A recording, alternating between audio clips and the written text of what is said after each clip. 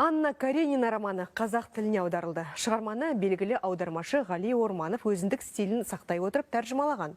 Лев Толстой шығармасындағы қазақ тіліндегі нұсқасы мазмұндама баспасында жарық көрді. Бүгін Алматыдағы ұлттық кітапханада сол еңбектің тұсаукесері өтті.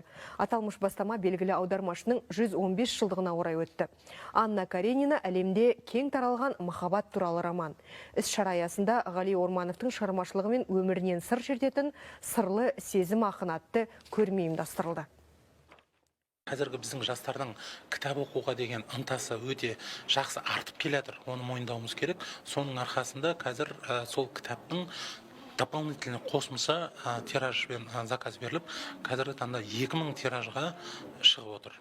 Басында тек 500 жоспарланған, енді сұраныс көп болғандықтан жалпы кітаптың тиражын 2000-ға жеткізіп отыр.